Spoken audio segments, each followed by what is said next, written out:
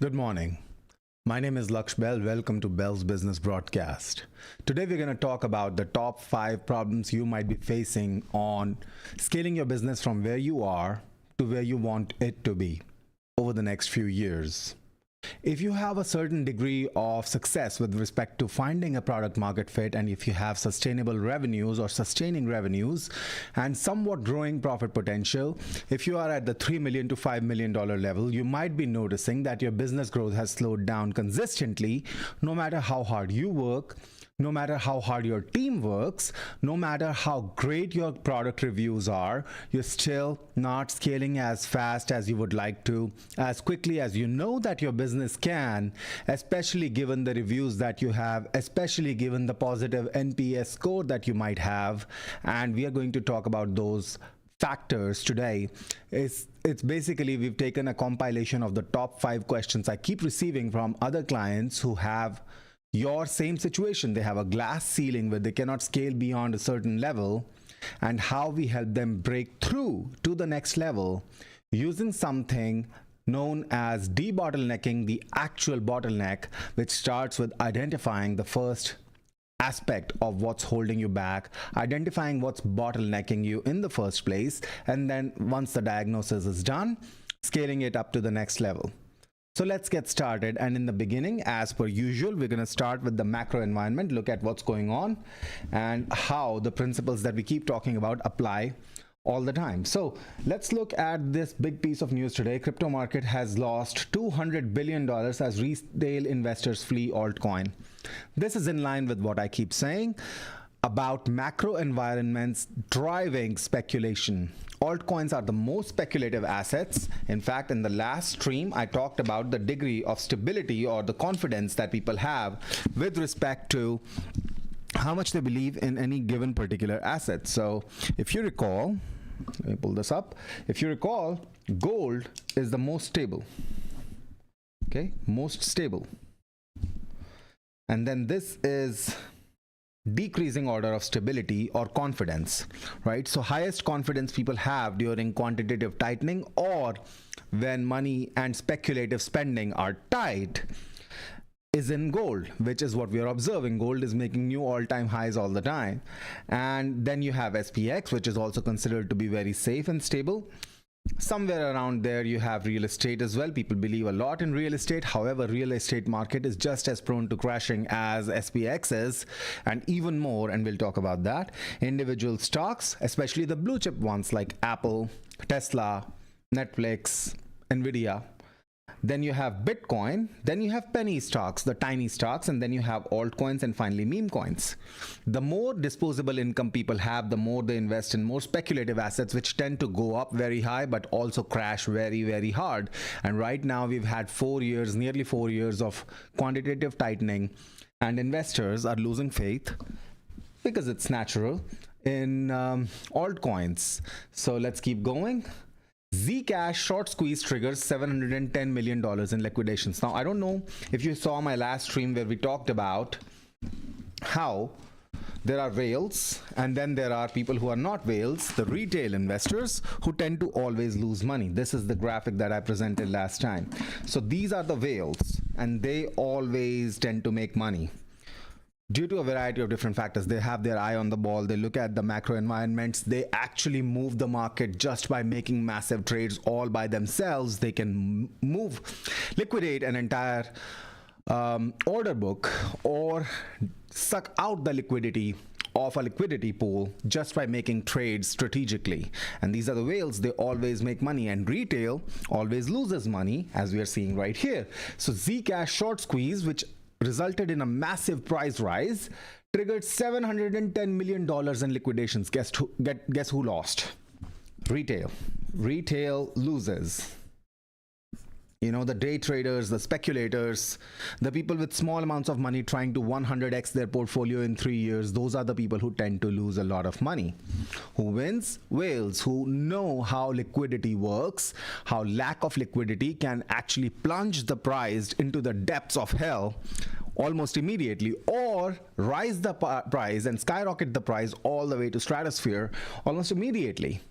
Why? There's no liquidity. So if you have a big enough order or a large enough order, you're going to move the price very rapidly in either direction, depending upon what you're trying to do. If you're a whale, I have been the whale at a couple of points of time in my life in some very tiny meme coins, and it was like grabbing candy from a kid. I went in there with my buy order, got the price spike, then dumped and got the price liquidation. And even though there was a huge slippage on either side of my order, I was making a whole lot of money depending upon how the market conditions were at that point of time. Now, this was a very tiny coin, and this was a very short window where I was able to identify it, able to figure out nobody else was playing with it, and I acted the whale in that situation and made a lot of money. Well, some money, some money, not a whole lot, some money. Why? Because the liquidity is so thin. There's only so much you can pull out of a liquidity pool, which is literally like this thin, right? So this is what happened with Zcash. Now, Zcash is a huge coin, and people have potentially lost a lot of money on Zcash, $710 million. So the whales who are playing with them, or the whales who caused factors, it's generally the whales who cause these factors of short squeezing, right?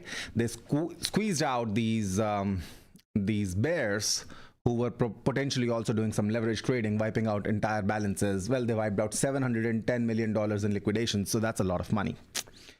So the theory holds, whales win, retail loses, and if you're retail, which you most likely are, even if you have a lot of money in the market, if you're doing degenerate gambling on the stock market or on the crypto market or on the DeFi markets, then chances are there are whales just hunting for your stop losses. There are whales who are just hunting for you to take advantage of the leverage, so that they can take advantage of you, of your portfolio, your positions. So be careful in that situation. Remember, nobody knows the future. Nobody has a crystal ball, especially over the short term. Over the long term, some patterns emerge. They're pretty solid. We cover those patterns all the time, like altcoins, right? All altcoins tend to zero when compared to the price of Bitcoin. All altcoins, including the ones that you love, including Solana, Ethereum, Sui, whatever, right? They all make an all-time high against Bitcoin during the quantitative easing cycle. Then during the subsequent quantitative easing cycle, they make a local high which never achieves the previous all-time high against Bitcoin. And the cycle continues. We created this graph to show you what happens. Let me pull that up quickly, if I can. This graph right here. This is stocks versus SPX or alts versus BTC. Same thing. Any individual stock is going to lose money versus SPX over a long enough period of time. Now, with stocks, this long enough period of time can be years, even decades, right? But eventually, everything tends to zero versus SPX. Look at the top stocks of 1960s, 1970s, 1980s, 1990s, even early 2000s, right? Where are they today? Today, we have a completely different demographic of stocks at the top of the SPX. Do you think this is always going to be the same stocks at the top? Absolutely not. Something else will replace the current technologies and we'll have something new. Same thing happens in the altcoin market. Alt BTC always tends to zero from one cycle to the next. Even though altcoins can make new all-time highs against US dollar, they can never make or even achieve their previous all-time high against Bitcoin. And that's just universally true over a long enough period of time. We don't have enough data, but this is what it looks like it's going to shape up to be. So that's what we saw there. And continuing with the news, NVIDIA has unveiled new tile-based programming model in CUDA 13.1. All that to say, the AI onslaught continues, and NVIDIA is going to be a top player for a very long time because they're constantly innovating. They are what Apple was under the leadership of the late great Steve Jobs. For a few years, they were just absolutely hammering it. So that's what's going on. And S&P 500 is again near the record all-time high on retail strength. So despite higher interest rates, higher spending, everything is expensive, people are losing their jobs, which we're going to talk about. AI is killing jobs. People are CEOs and C-suite executives are looking to cut jobs, as much as 30% jobs, which we're going to see in another news report today. Despite all of that, retail is spending. People love to spend money. So if this is all that to say, if your product is not finding traction or if there's no product market fit, The cat decides what milk is good. The market decides what product is good. You don't get to blame the market, or you do. You do whatever you want. But the market wants to spend money. If they're not spending money with you, the problem is within your offer, within your positioning, within your proposition or value proposition. You're not offering the value proposition that your market is looking for, so they're spending money with someone else anyway.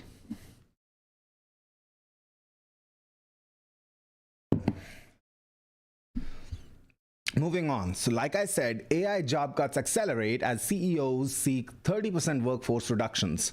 I keep telling you, AI is going to cut a lot of jobs. In the last stream, we spent a lot of time talking about how horse population declines rapidly, massively, through orders of magnitude once we had the internal combustion engine, which replaced their need as, vehicles, really, horses, equine populations.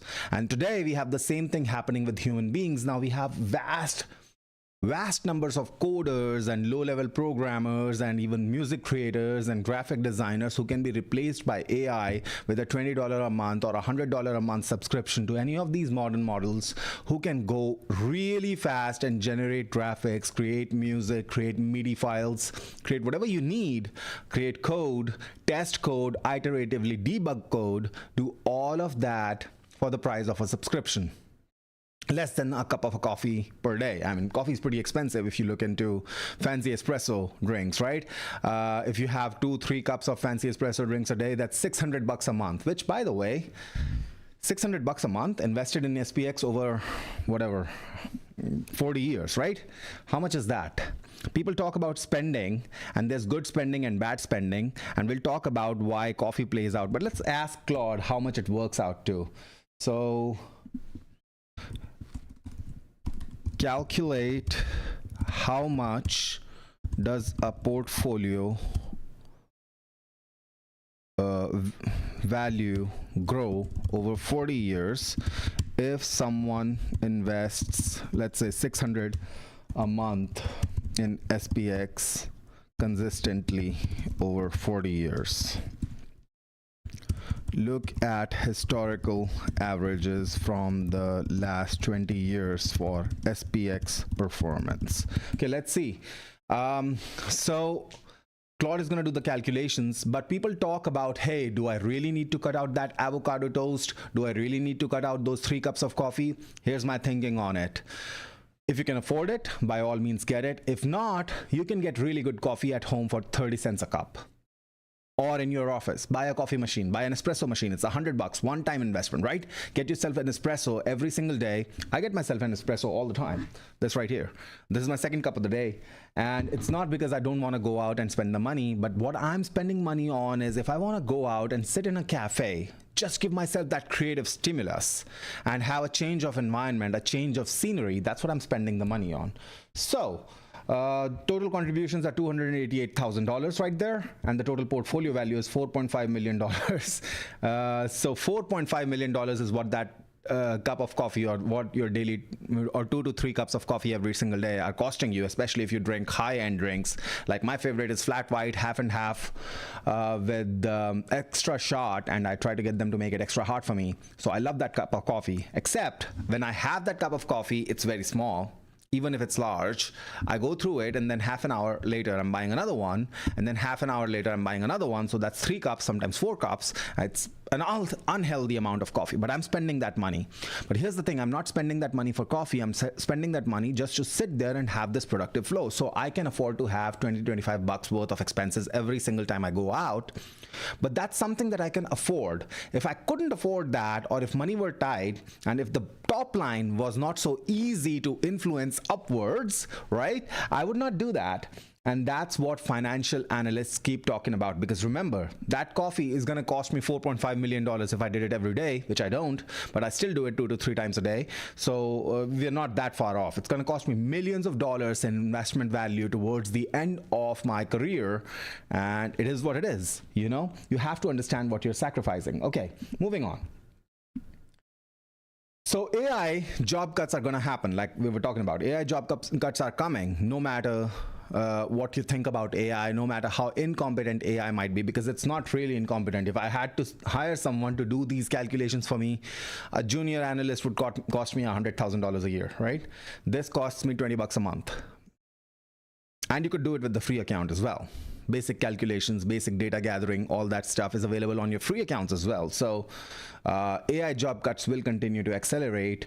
And if you are a CEO, if you're not using AI, if you're a business leader, if you're an entrepreneur, you're not using AI, your competitors are. So you have effectively the opposite of a moat, where Warren Buffett talks about how you should have a moat around your business so that nobody else can replicate it. What you have without using AI is the opposite of that moat.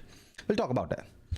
Mortgage rates fall to 14-month low as experts say lock in now. Experts are now saying lock in, even though we are close to all-time highs. We're not really at all-time highs. We are at 14 months low, but it's really not that much lower than it was 14 months ago. We're talking about mortgage interest rates right now.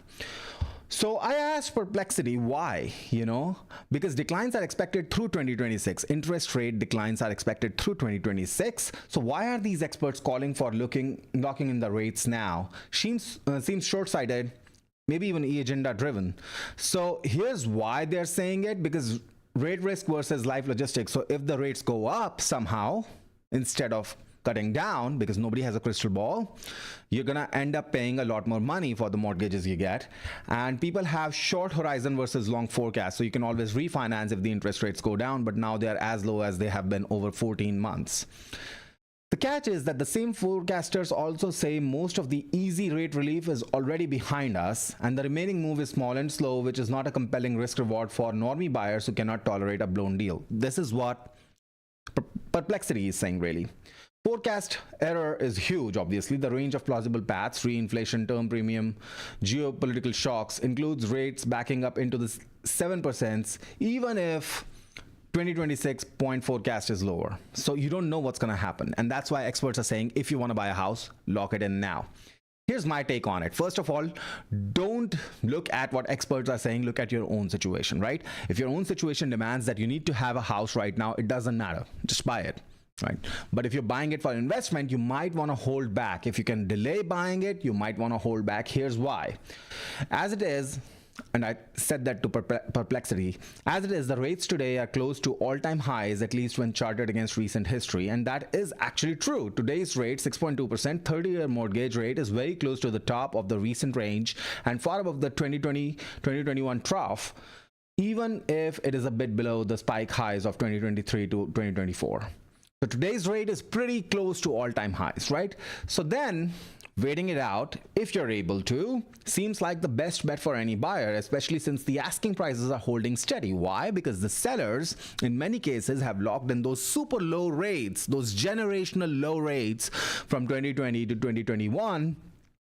And so they're okay with holding on to their properties. They're not coming down on the asking prices in a lot of situations. Even though the inventory is piling up, it's not really moving. So if you're able, sooner or later, this sort of standoff between buyers and sellers in the real estate market has got to come to an end, right? For someone who's flexible and not under time pressure, waiting, or at least not chasing anything at today's prices, is a rational stance, especially in a market where rates are elevated, inventory is rebuilding and is actually reaching all-time highs, and sellers are still anchored to 2021 psychology. Why? Because inventory has risen meaningfully versus the pandemic trough, with active listings estimated 15 to 20% higher than a year ago, and it's still piling up. So sellers are listing on the market, they're just not budding or coming down on the asking prices, right? And the buyers, they don't really have any option. The interest rates are still 6.2%, even though the experts are telling you to lock in the rates right now. So why the patient buyer has an edge is that if macro plays out even close to the consensus, where interest rates go down, gradual easing of rates into 2026, your downside from not buying at a 6% mortgage today is limited, right? If you don't buy, what happens? Well, you buy later, right? While your optionality becomes even higher. It's high today, it's going to be even higher in a year. So if you can wait. As inventory slowly rebuilds and time in the market rises, more sellers will eventually choose price cuts over indefinite delistings. Like if you have too much supply of something, not enough demand, it's only a matter of time before someone else cuts the price because they need to, and now your comps are lower, Once your comps are lower, what are you going to really do? Hold on. Like, you can try to sell a used boot for $10,000, but if nobody else is buying, if the market isn't buying, then you don't really have that price. Remember, the cat decides what milk is good. The market decides what product is good. The market decides what the price is and when the price is right. So mainstream buy now, refi later narrative is built for people who must transact. So don't always trust the experts. Big surprise. A patient, macro-aware buyer can rationally choose the opposite side of that trade and wait for better terms. Now, if you see a deal where the seller is really desperate and they're coming down on the price to levels that you like, to payment levels that you like, to rent to payment ratios that you love, go ahead, do it. But you shouldn't really be desperately running to buy houses when the sellers are not really cutting prices, when the interest rates are still very high, just because experts are saying so, unless you absolutely must. If you absolutely must buy something, then you must buy something. Look, if you didn't have a car and the only option was renting something for $500 a day, it's steep, but that's the only option you have, and that's the only way you're going to get out of there. You got to do what you got to do. But you don't stick to that decision for the long term. Houses are a long-term decision. Can you rent for a few more months if you need a house even to live in? Yes, you can. Moving is not that hard. And if you don't want to do the work, pay someone a couple $1,000s, pay a company a couple $1,000s. They'll move it for you. They'll move all your furniture, all your equipment for you. They might break something, get insurance. Okay? You don't have to be forced by, you don't feel pressurized to buy right now.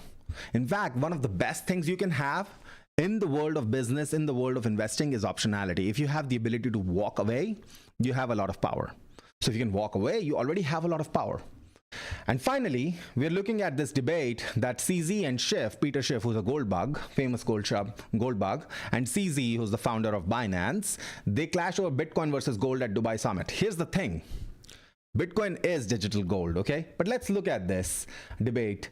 So first thing that happened was CZ asked Peter Schiff if he could validate or authenticate a gold bar. And he said he'd need to have some proof or some tools in order to do that, some equipment in order to do that, which is, you know, that's how gold authentication works, right? You need to have some sort of tools to be able to do that.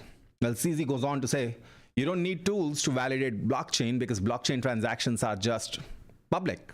You can go to the blockchain blocks and look at the very first block since the inception of Bitcoin and see what has been going on, whether a particular address holds a certain amount of Bitcoin or not, right?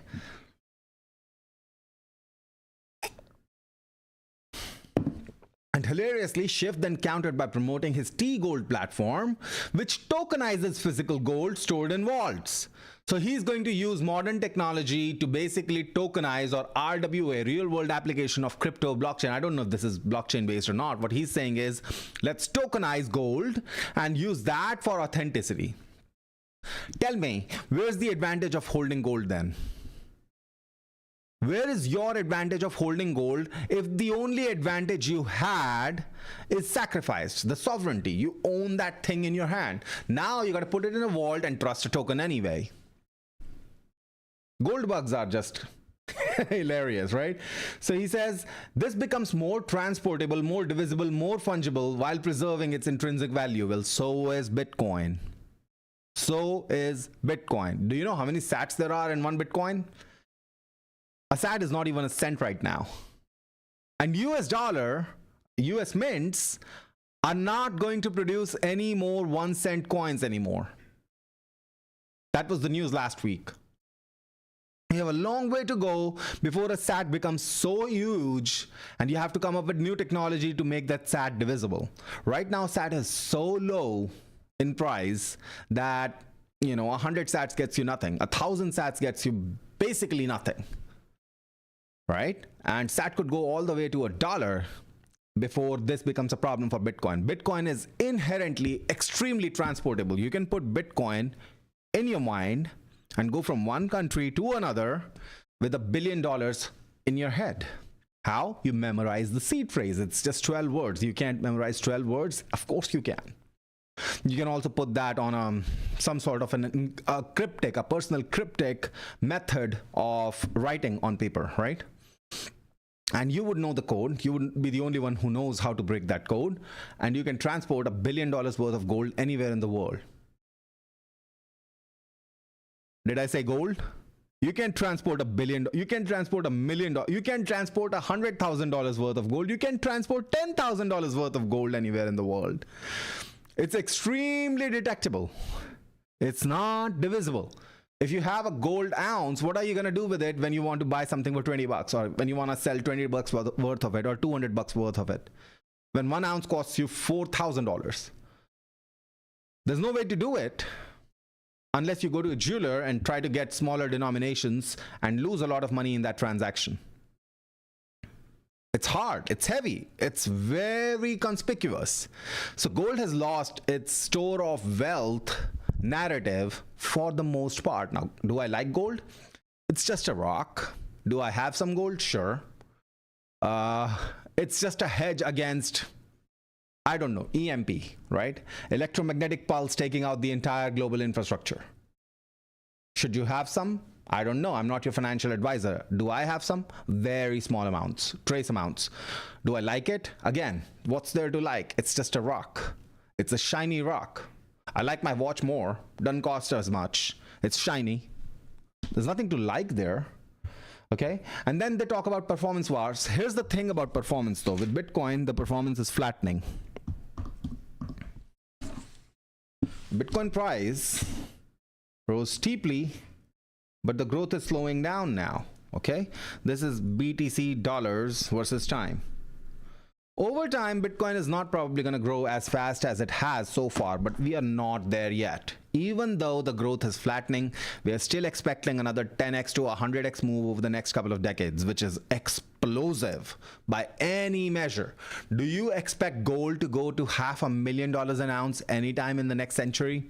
I don't. I'm a betting man. I'm absolutely going to bet huge sums of money, if that market exists, that gold will not go to $500,000 anytime soon. Bitcoin, sure, 500,000, million, 5 million even, that's possible. Gold, probably not. And so the debate concluded on a surprisingly collaborative note, with CZ inviting Schiff to list his tokenized gold product on Binance. And that is an offer that Schiff welcomed. So even Schiff realizes that his whole idea about Bitcoin being a nothing burger is actually, here's what Schiff says. Schiff countered by promoting his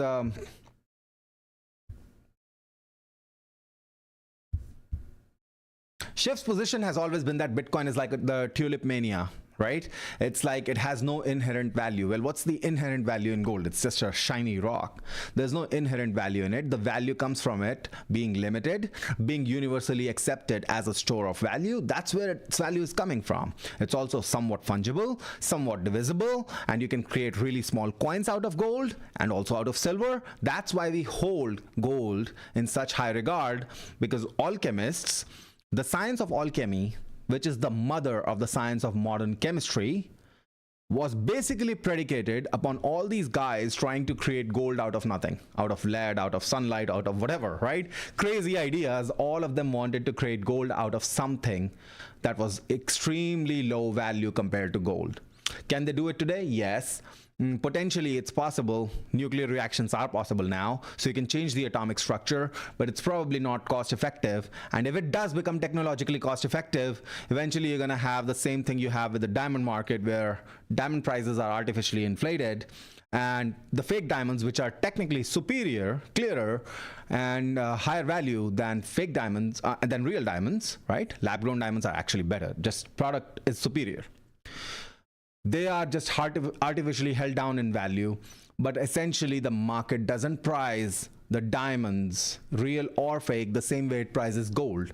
Eventually, if you get to a point where, and I'm not saying that's going to happen, I'm just saying it is possible, where gold becomes abundant through printing, through minting, through creating, through nuclear reactions, through cheap nuclear reactions, through lab reactions, through a comet that was undiscovered, which has 10,000 megatons of gold or whatever.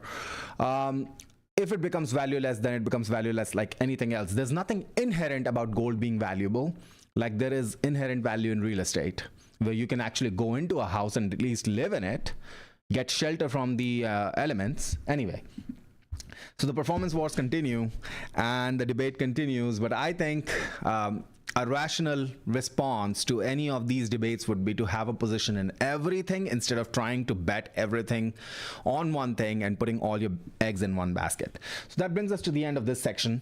In the next section, we're going to talk about the top 5 questions that business owners have asked me, especially when they have product market fit, especially when they have some degree of success and they're trying to achieve the next level, get to the next level, but they are being held back by invisible forces, seemingly invisible forces. Let's talk about that now.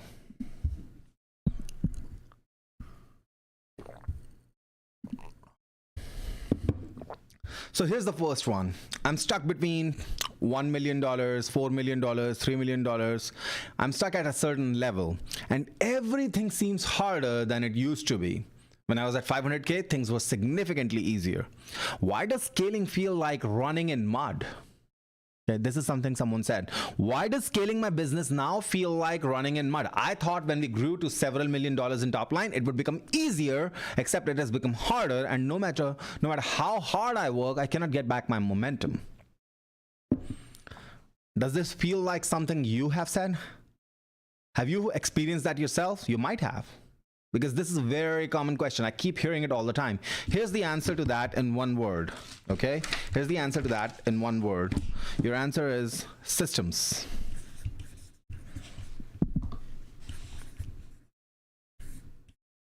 You don't have systems. You're still hustling. Are you hustling? Because hustle culture is something that is being promoted very hustled hard, right? Just hustled hard, so you got here, and now you're thinking if you keep hustling, you're gonna get to the next level. So you're hustling even harder, except that doesn't work, does it? What works at this level, once you have a certain degree of success, once you have orders coming in, once you are really trying to take on 5 to 10x more volume of orders, 5 to 10x higher volume of customers, more backends, deep-end backends, more products, more services, what works are systems. Systems are the skeleton for a business that is now growing. Imagine a child, right? When it's in the womb, you know, when before the birth of the child, it's in the womb, things are working, and it's sort of like hustling. It's a very short-lived stage, but once birth occurs, everything hinges upon it quickly developing its spine, developing its skeleton, which at the time of birth is very flexible, very weak, and the bones haven't really fused in yet. But within the first couple of years, 2 to 3 years, the child's bones fuse and they become harder, and it's able to stand, able to walk around. He or she is able to walk around. All that happens when you have a skeleton. Systems are like skeleton for your business. Your business is not running. It's not running fast because you don't have the skeleton.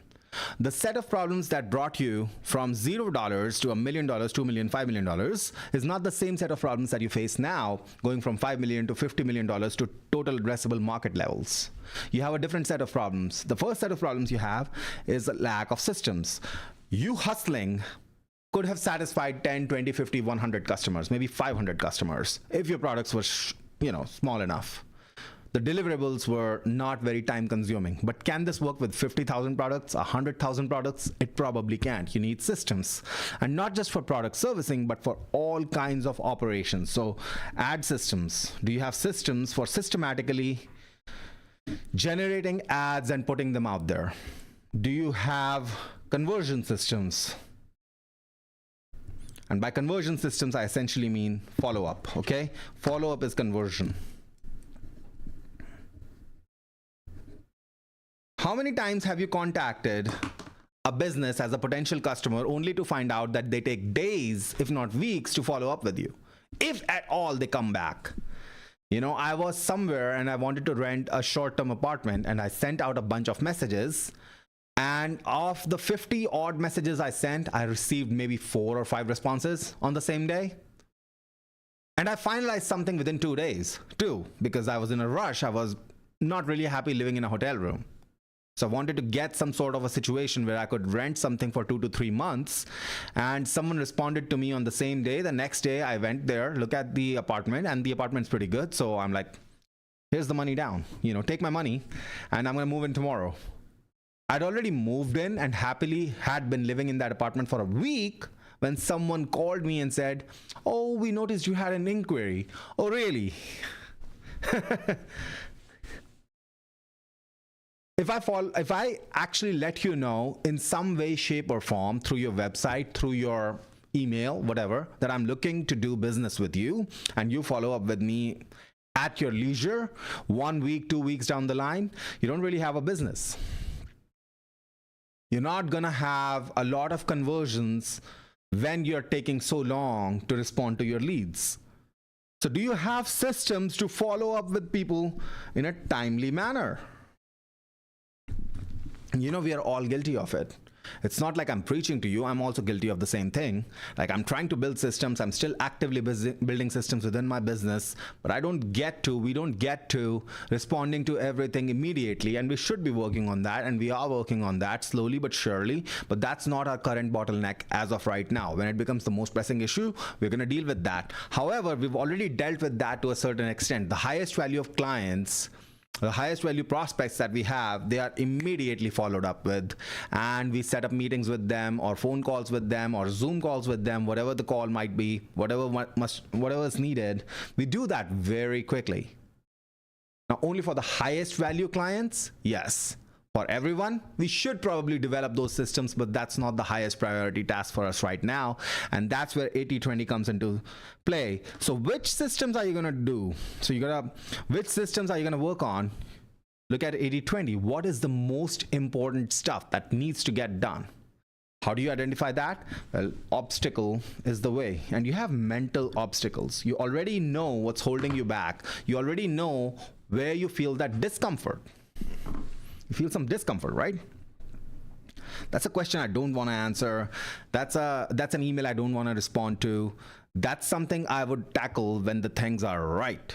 If you're waiting to tackle something for things to be right before you tackle it, that's your obstacle. That's the thing that you need to work on right now. The storm in front of you that you're trying to sidestep around, that's the storm to go through. In most cases, that's the only way to grow, to scale. Okay, so that's the first question I keep asking. And the thing is, you have crossed from founder does everything to systems must carry the load threshold, right? There's a threshold where founder can do everything, but eventually you got to have systems where you have employees, you have AI, you have automations, you have N8Ns, whatever you need to have systems take care of problems, systems take care of operations, systems take care of literally everything. Putting out ads, that's a regular thing. So you have systems for that. You have people for that. You have agencies for that. If you're doing SEO, if you're doing pay-per-click, whatever it is that you're doing, you need to have systems for those things. Can you systemize those? Because if you're not able to scale harder, even if you're working harder, then then chances are you just don't have the systems to take care of your workload. Essentially, if you're spending a lot of time, that's the second way of looking at it. The first way is obstacle, right? The second way is, where am I wasting my time?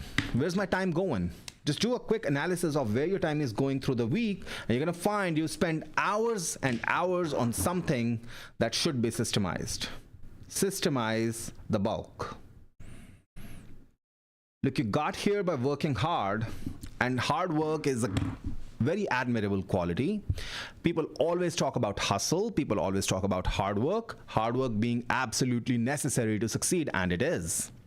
Here's the thing though, you only have so many hours in the day, and you can only be productive, well rested, fresh, and clear if you decide to say no to most of the things that come across your desk.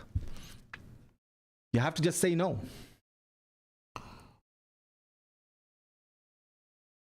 There are important things in there that you should say no to. Why? Because you're going to develop systems to take care of those important things instead of spending your own time and effort and energy on those things. Right? So you look at what is working and delegate things that need to take up your time, that are currently taking up your time. You delegate those, automate those, use technology, use AI. If AI doesn't work, use algorithmic systems, whatever you need to, like follow-up systems. They're not really that hard. Just find someone to take care of those calls in real time. I have a friend, he says to me, oh, I'm in a great position now. People are reaching out to me and I'm so busy I can't answer their calls. And it's a great position to be in. It's a great frame because when I talk to people, I can convert a lot of them. I say to him, it's a great position to be in. Now you're getting all these leads. But the problem is, most of the leads that you're getting are not contributing to building up your business. You're not being able to serve them. They're not being able to help you build up to the next level. So what do? Well, you still have a phone number, but it's not your phone number. It's the business phone number. Someone calls in looking for a solution. Someone answers within 2 rings. And this someone is a salesperson. Okay? They pick up the phone. They set up an appointment. That's it. People who are coming in, they're coming in with a problem. You need to solve those problems in a timely manner. If you solve those problems in a timely manner, your business can scale 5 times as high as it is right now. The key is you don't want to spend your own time answering those phone calls. But that doesn't mean those phone calls don't get answered at all. You see the difference right there? You don't want to spend your own time answering those phone calls, but you don't want to waste the potential opportunities, the opportunities you have for potential business with all the people who are calling you. Instead of having your number on the website or your number on Google listing, you should have a business phone number listed, and you should have someone answer that phone no matter what, Monday through Saturday, 9 a.m. to 6 p.m. Find someone who's capable of doing this for you. And then he spent a few months finding a couple of guys who were really okay, decent, mediocre at doing this, but eventually it took him a couple of years to find people who were really good at being salesmen for him. So for the first couple of years, he kept complaining, look, I have to answer these calls or else we don't convert. Here's your problem. You only have 24 hours in a day. You want to sleep well. You want to eat well. You want to live well. Did you start this business to become a slave to the business? Or did you start this business so that you can achieve financial freedom as well as time freedom as well as location freedom? Wasn't that the goal? So stop glorifying hustle so much, okay? People glorify hustle way too much, and I think that's just counterproductive. Hustling is only gonna get you so far because you only have so many hours in a day, and even when you're working 8, 10, 12, 14 hours a day, you're literally just burning yourself out. You're gonna make stupid decisions. I made stupid decisions all the time. I've worked so hard for so little money, and I made stupid decisions all the time, and now I just refuse to do anything that is absolutely not going to contribute to growing the business equity. If it's something that's routine, I'll do it once or twice to figure out what the system should be like and then create systems around it so I never have to do it again. If there are edge cases, I also try to systemize them over time as much as possible. If they can't be, I try to involve some sort of intelligence. AI is cheap, human intelligence is expensive, but nothing is as expensive as my own time and my own freedom. Right? So you got to look at why you're stuck, and the answer is you're probably avoiding discomfort and you're probably not systemized enough. So if you're spending a bulk of your time just doing repetitive things, like I have a friend who's doing great with e-commerce, and he's now decided instead of paying $3 to a third-party logistics provider, he's going to bring in the packaging in-house, and that's going to be his 2026 project. And I don't see one conceivable way in which this helps him expand his business. If he were at TAM levels, if he were doing like $250 million a year and spending millions of dollars on 3PL, which he could have saved, it might have made sense. But that's not his current bottleneck. Spending $3 on a packaging thing, letting someone else handle your inventory, you're trying to solve it when you have $3 million in revenue. You're going to save what? 20 grand through the year, and you're going to waste your entire year optimizing something that would be beneficial at a much greater stage, but not today. Honestly, your highest ROI items are not going to involve a whole lot of hard work. They're going to involve a whole lot of strategic decision making where you say, no, no, no, this is not what I'm going to do. I'm going to build systems around the most important stuff, and then I'm going to let other people handle the less important stuff. But I don't want to be involved in the day-to-day. If you're working harder, you got a problem. You need to figure out where your time is going, then automate, delegate, or just N8 and away your problems with your time, right? You don't need to be spending time because you really only have so much time. And if your time becomes the bottleneck within your business, then you really are the obstacle. You yourself are the obstacle for your business. Do you understand? You are the obstacle towards growing, or that's standing between you and your business where it is to your business where it needs to be, where you want it to be. You're the only obstacle there. Why? Your time is limited. Your energy is limited. Your attention and creativity is limited. You can't really waste it. You got to be very productive of that, and you got to be sure to get out of your own way. A lot of times you ask successful people who are 1 or 2 levels ahead of you what their greatest learning was when they achieved success, and they said, you just got to get out of your own way. And that's what systems are all about. You let systems take care of the things that you shouldn't be taking care of anymore. Moving on to the question number 2. So this right here is, I know exactly who my customer is and they love the product. I have high NPS score, but I still cannot predictably add $100,000, $200,000 MRR per quarter anymore. What's actually broken? What's not working right now in my business? So it's a scale gap, right? This graphic right here, I just wanted to show you. This is a graphic created by Gemini, by the way. I don't have to hire people to do it. I don't have to do it myself manually, painstakingly.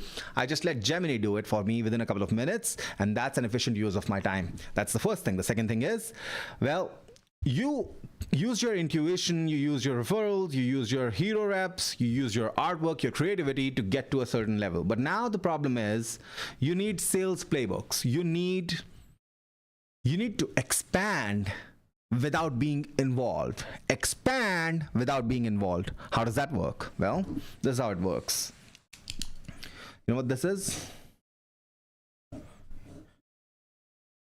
This is a Parthenon, right? Bunch of columns. This is a 1,000-year-old building that's still standing. You know why it's standing?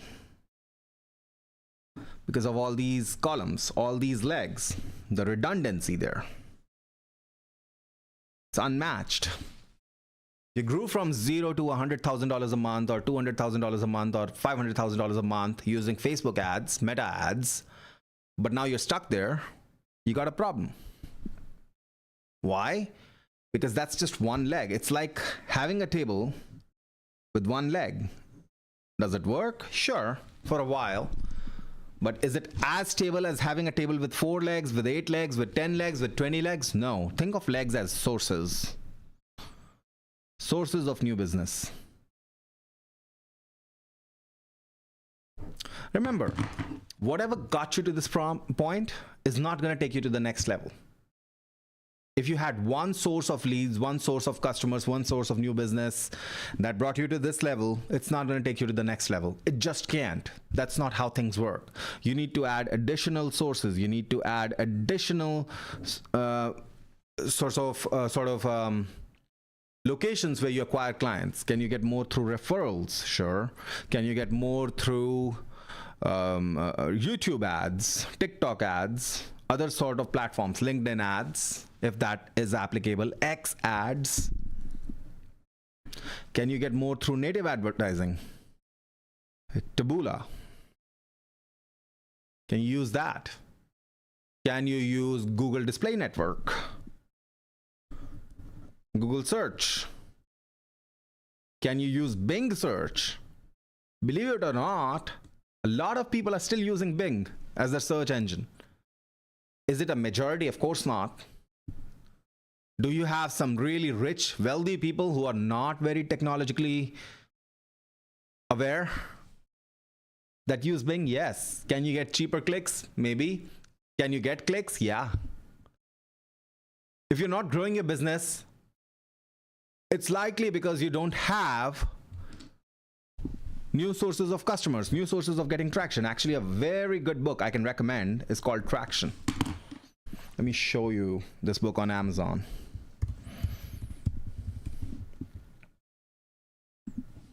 Traction.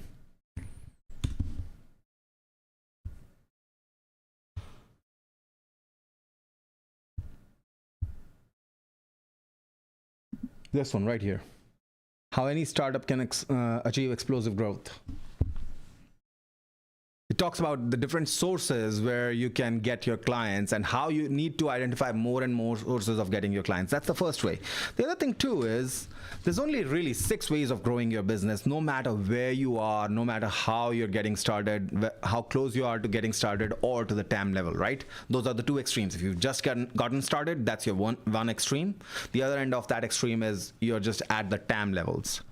There's only 6 ways of growing any business whatsoever.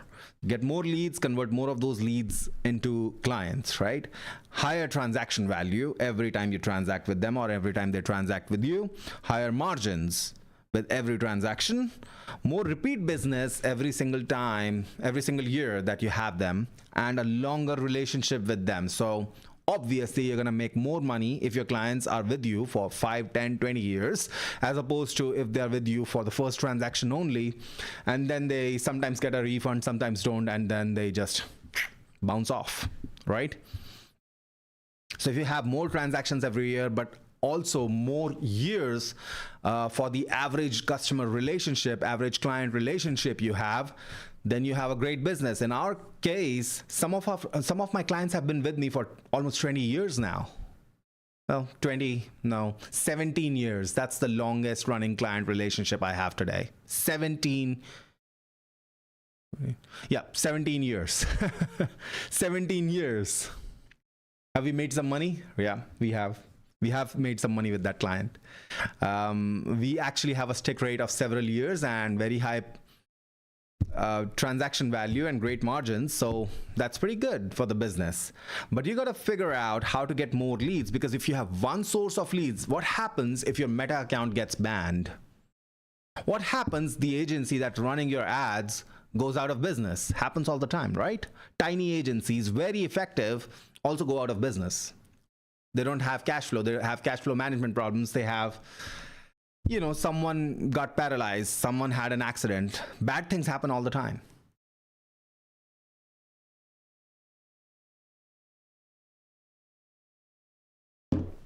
So your acquisition engine is kind of broken. You don't have an acquisition engine. You sort of have a weak pipeline where something is throwing off some leads, but it's not working anymore for whatever reason. Actually, these things also have an ebb and flow. So sometimes Meta ads, when everyone's using them, they're great, but they're also very expensive, and no one's using YouTube ads as much, or no one's talking about pay-per-click as much, and you can go back and try to get some of that traffic. You don't want to spend your own time though. Find an agency, find someone else to do it for you, find some way of automating those systems where you can test new platforms. Here's the thing about marketing. It's 3 things, right? Here's the triangle of marketing as Dan Kennedy presents it. The market, which is basically who you're selling to. The message, which is what you're saying to them, where you're addressing what's in it for me, right? And then the media, which is how you're reaching them. So how people test their market, because they can. It's easy, right? With modern advertising. They test their message all the time, which is also easy with modern advertising, but then they forget to test media sources, right? Sources. How many sources can you tackle?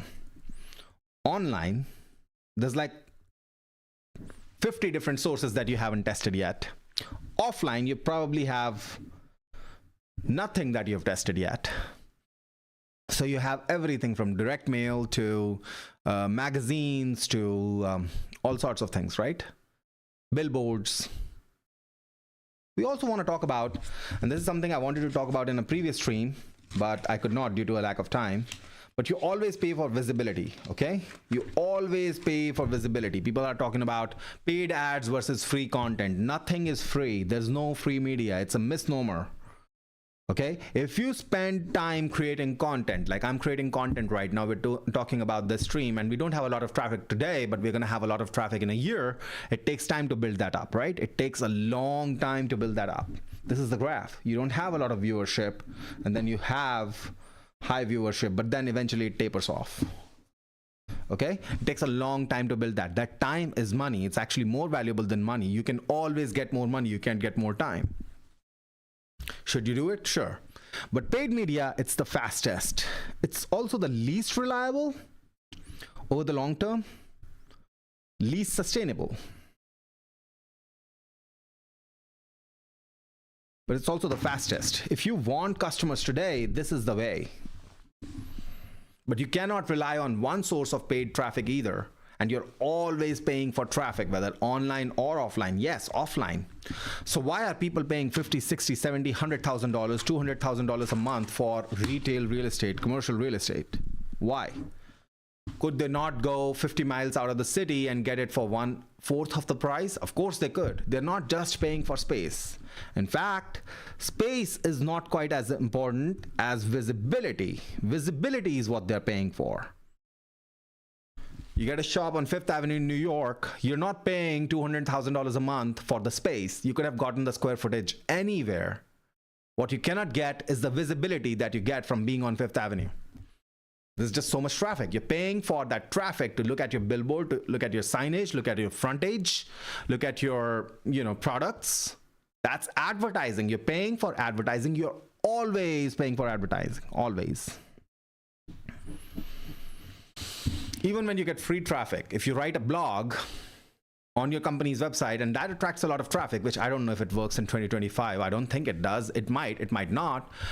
It might just be one of those things where it's become an anti-moat. If you are a serious business with a serious online presence, you gotta have a blog. If you don't have a blog, then, it's the opposite of a moat.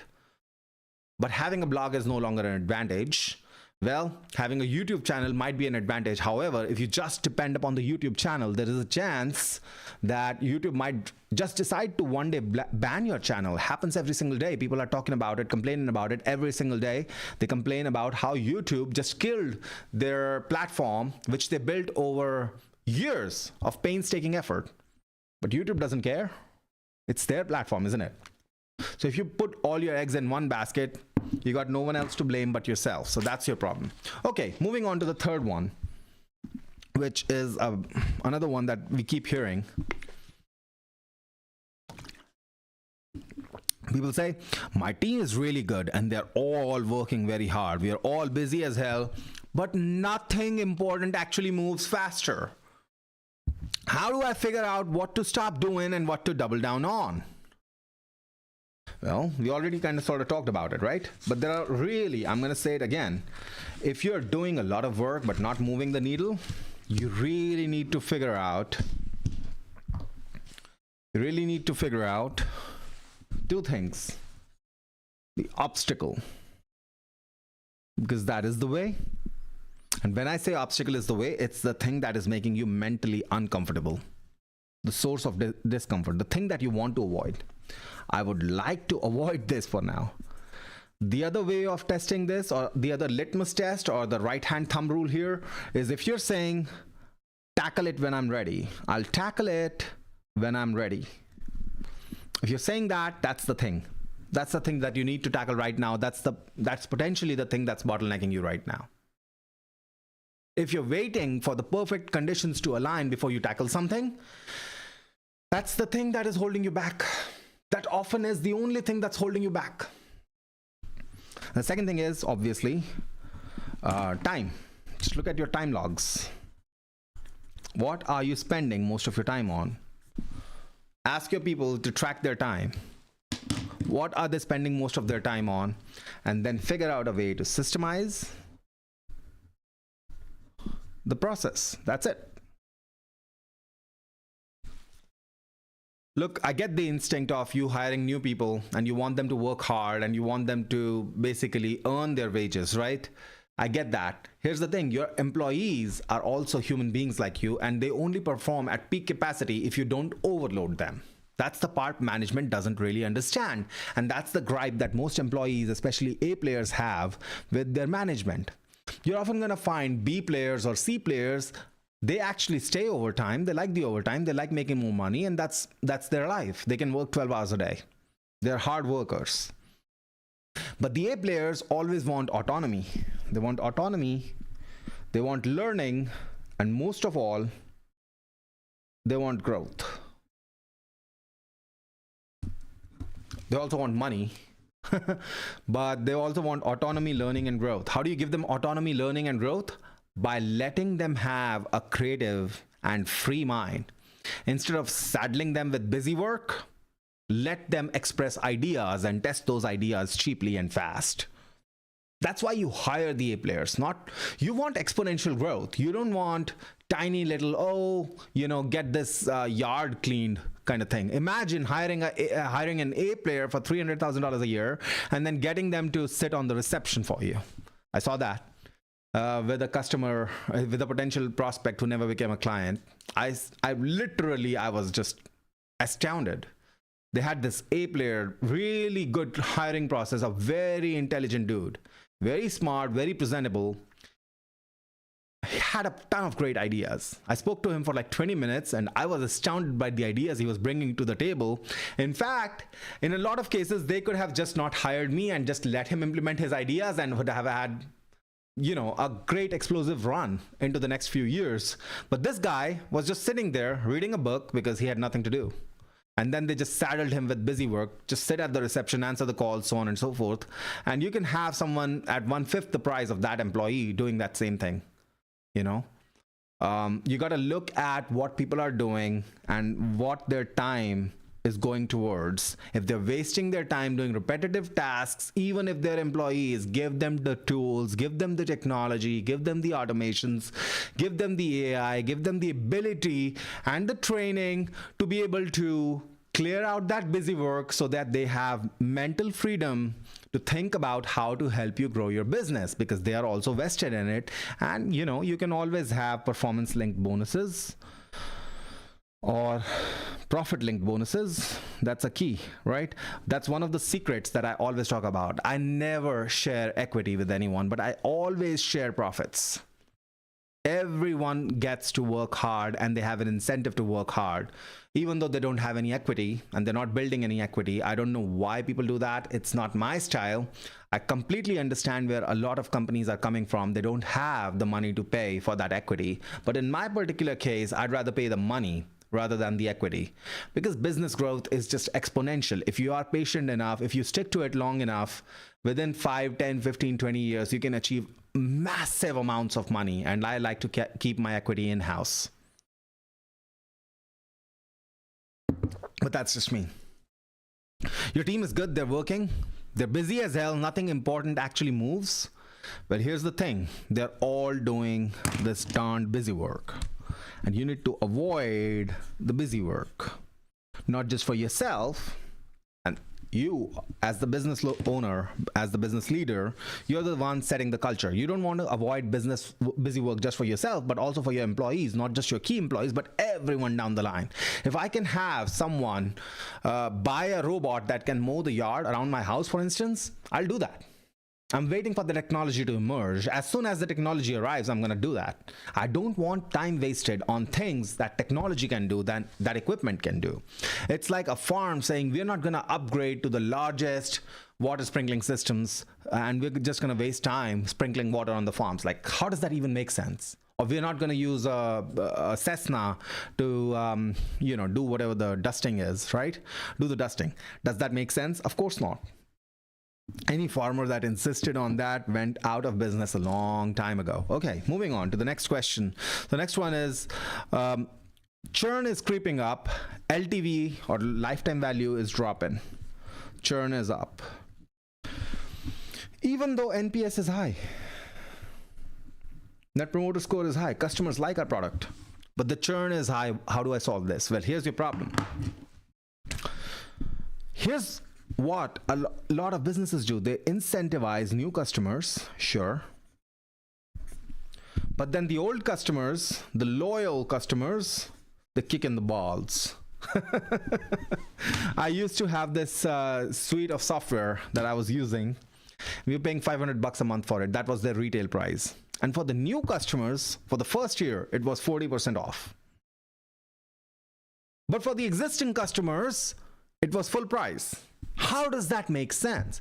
You're discounting products for the new customers, but you're punishing your existing customers for being loyal to you? Do the exact opposite. You want loyalty? Incentivize it. Incentivize loyalty, okay? Do you have bonuses for customers at 6 months, 12 months, 36 months, 24 months, and so on? Do you have bonuses for them? Do you have incentives for them to stick to you? Do you have clearly defined bonuses that you're gonna send out, that you typically send out?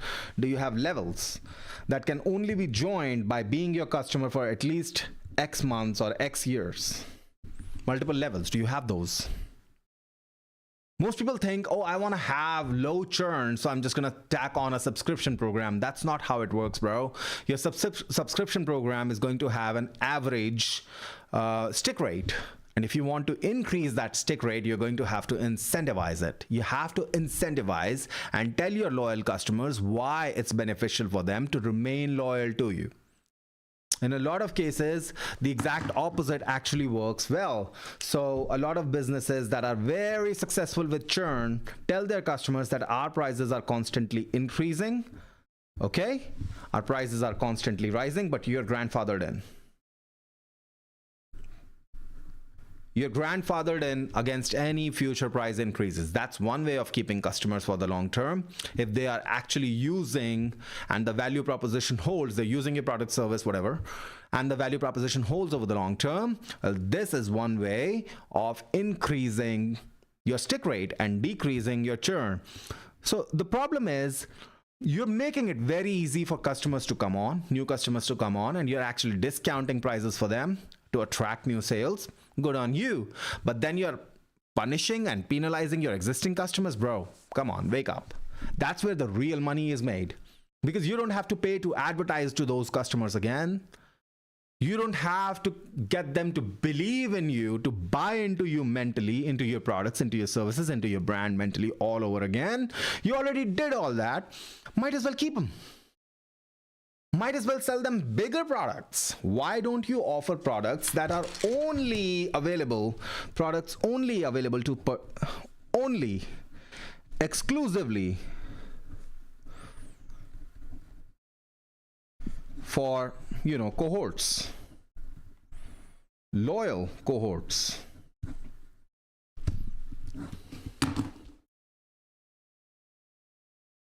Why don't you? If you want to keep customers over the long term, you got to give them a reason to stick to you over the long term. Like, that's just basic logic 101, isn't it? You want people to stick to your business. You're finding the churn rate is pretty high. Incentivize. Give them value for staying with you. Give them incentives for staying with you, literally. Money walks, money talks. It doesn't even have to be monetary value, okay? It just have to be perceived value. Whatever you offer to them has to be perceived as valuable enough for them to stick around in order to take advantage of that. Very few businesses gamify long-term loyalty. So that's what we're going to talk about in our Ultimate Business Growth Mind Map. That's one of the whole large, wide, big sections inside the Ultimate Business Growth Mind Map, which we're going to reintroduce in a while. I used to sell this. We have sold this for about 15 years now, and we've used this successfully to diagnose how to grow the business and the sticking points of our clients. And our clients paid anywhere from $50,000 to $500,000 as retainers. So we still use it all the time, but we are expanding it. We are making it better. We are making it more modern with quizzes and stuff like that. And we're going to talk more about the Ultimate Business Growth Mind Map over the next few streams. But we're always going to refer to it when we diagnose any problems that you have in your business. And we have a whole wide section on how to gamify, okay, how to gamify loyalty. Some businesses do it so well, customers line up outside their doors. Not just for absolutely increasingly more beneficial, more valuable products, just for tiny incremental products as well. Versioned updates. We see it all the time with Apple. And with a whole lot of other high-end brands. The reason why they're high-end brands is not because they get to charge too much money. The reason why they get to charge too much money is because they have this loyalty. They have gamified this loyalty. They've made these incentives possible and this incentive structure real, where customers value the relationship they have with the business. No client is going to leave you behind if they have a relationship with you that they value. They only part ways when they don't value what you have to offer anymore. That's not rocket science. Right? So we're talking about reducing churn. We're talking about gamifying loyalty. That's what we're talking about. We talked about several ways of doing that, providing actual benefits to customers who have been with your business for a long time. So you incentivize new customers and penalize old customers? That's just stupid, bro. So here's what we used to do with that software suite. We used to cancel our subscription every year and used another email to sign up for that subscription. You know, that was just dirty and we were tight on money, but we had to do that. They were incentivizing new customers and penalizing old customers. That was their business model. Ours was, you know, we're just going to sign up as a new customer. Kind of dark hat, gray hat, because but that's what we had to do. Like, it felt unfair to continue to pay full price when they were offering a steeply discounted price to brand new customers who had never spent a dime with them. It made no sense to me. The thing is, time-locked bonuses, time-locked content, time-locked membership levels, exclusive products for those membership levels, so on and so forth. So we talk all about that in the Ultimate Business Growth Mind Map. But for today, we've already given you a bunch of strategies that you can use in your business right now. Moving on to the final question. I have 3 to 5 growth ideas, okay? I have 3 to 5 growth ideas that could each work, but I can't test them all. How do I pick the one lever that actually moves the needle 6 to 12 months from now instead of just giving me a quick spike? Oh, where do I start? If it takes you 6 to 12 months to test an idea, you might as well pack up your bags right now. There is a reason why I keep talking about cheap testing. Your tests have to be cheap, they have to be fast, and they have to compress your learning cycles. If you're spending 12 months, 6 months on a test, thousands and tens and hundreds of thousands of dollars on a test before you figure out whether that test was even worth doing, your runway is limited. No matter who you are, there's only so much money you have. Yahoo refused to buy Google a couple of times, refused to buy a lot of strategic acquisitions that they could have made, but eventually they ran out of runway, even though their runway was billions of dollars worth of runway, and they sold to AT&T, I think, right? Yahoo sold to AT&T for like $1 billion.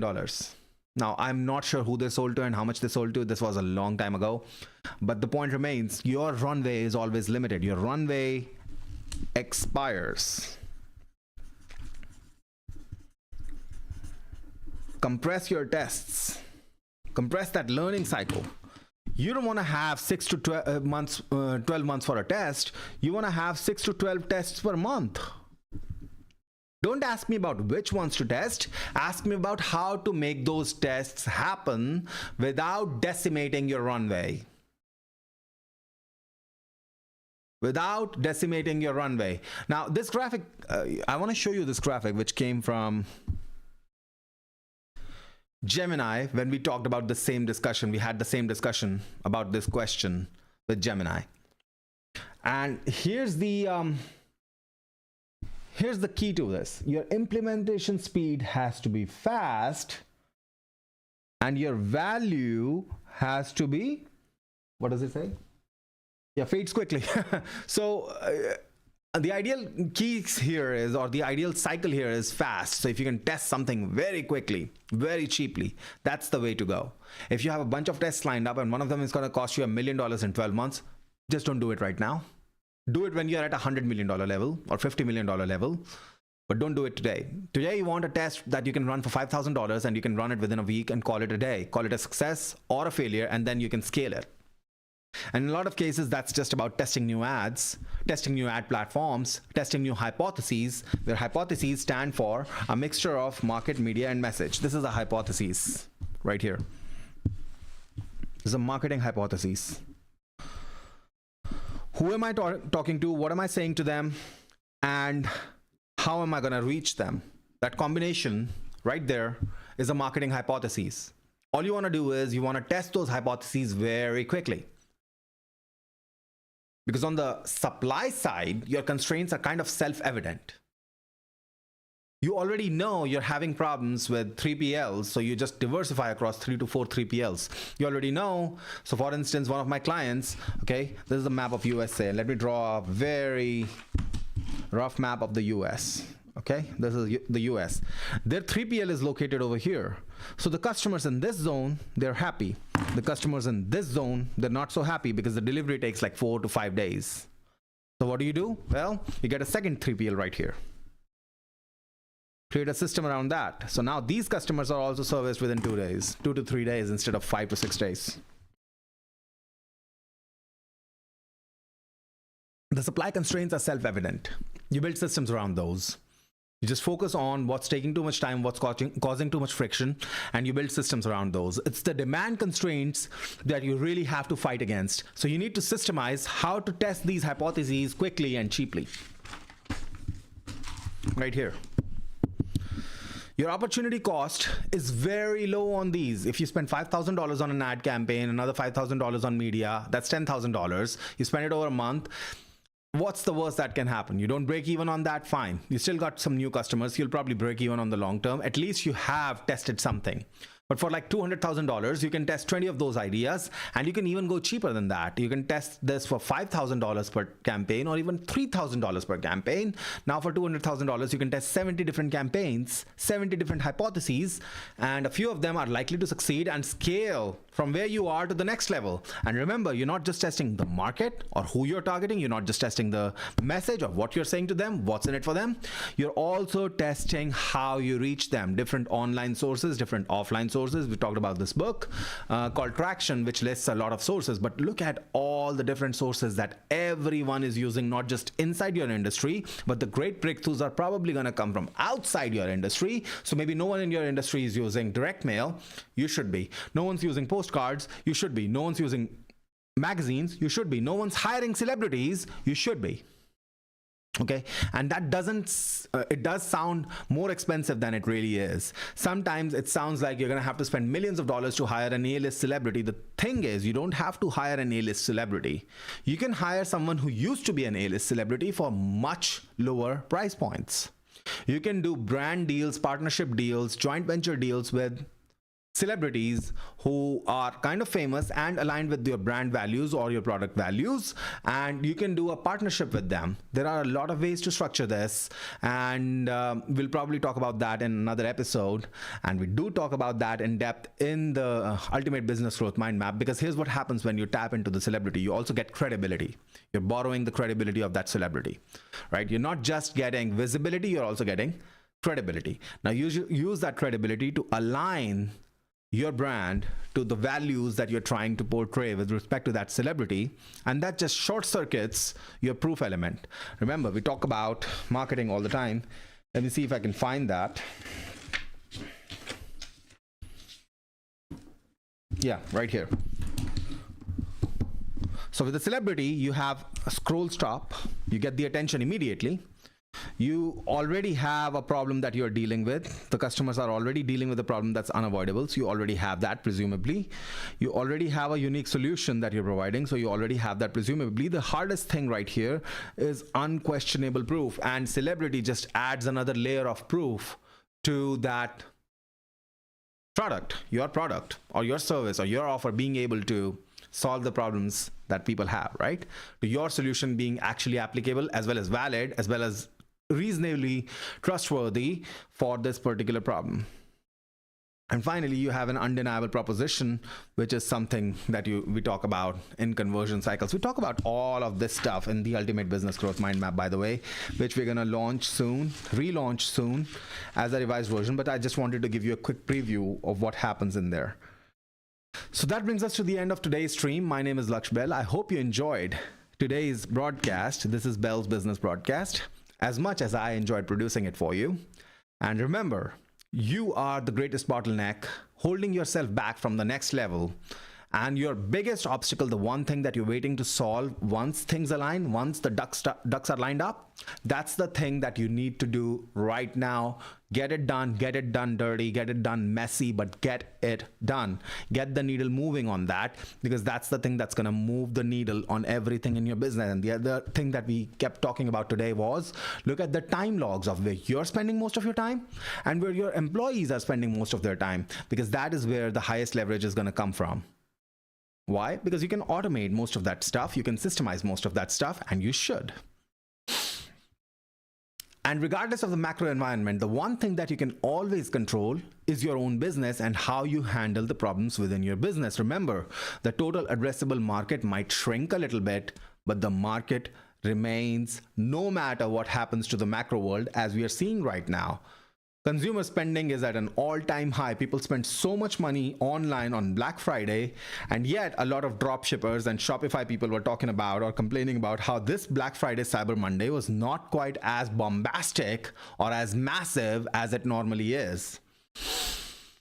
The cat decides what milk is good, and your customers decide whether your pricing is right, whether your product is right or not, whether your messaging is effective or not. You cannot predict that. The only thing you can do is compress your learning cycles and test fast and test cheaply.